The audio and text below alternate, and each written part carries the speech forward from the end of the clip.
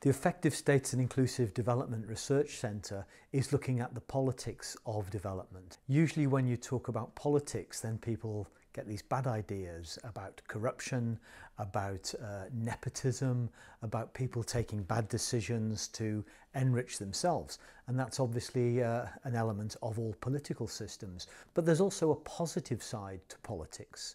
In many developing countries over the last 10-20 years, then the local political systems have driven governments to invest and use money for old age pensions and for child support grants, and that's actually improved the lives of millions of people.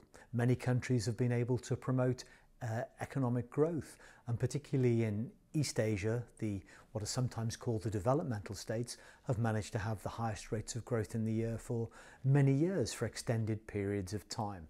And so what we're looking at in the Effective States and Inclusive Development Research Centre are these politics of development. What forms of politics can help to ensure that we get inclusive development? By that we mean development that is benefiting the majority of the population. The benefits are not just going to a small elite, but they're going to the mass of the people. This is a relatively neglected area, we think, in development, because what most people have been looking at over the years are the questions about what do we do? What policies do we have that will promote development? In a way, we're asking a different question. We're saying, how can you get to a position in which governments select effective policies? So rather than looking just at the economics and at the plans, we're actually looking at the politics.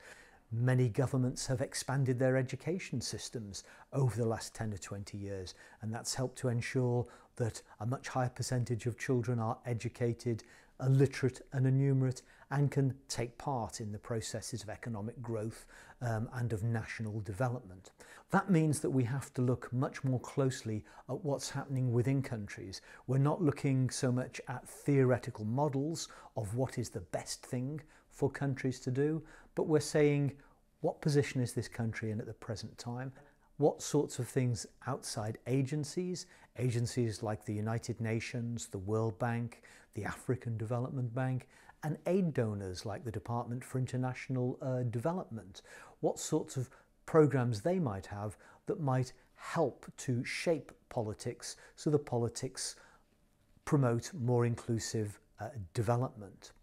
Coming up with answers to these is much more likely to be tied to specific contexts and to specific countries, but we believe that this sort of work will really help us to understand development more, and certainly to make sure that we don't repeat mistakes that have been made in the past, but hopefully that we can more progressively help to engage with countries in ways that will help to ensure that the mass of the people benefit from economic growth and from public expenditure.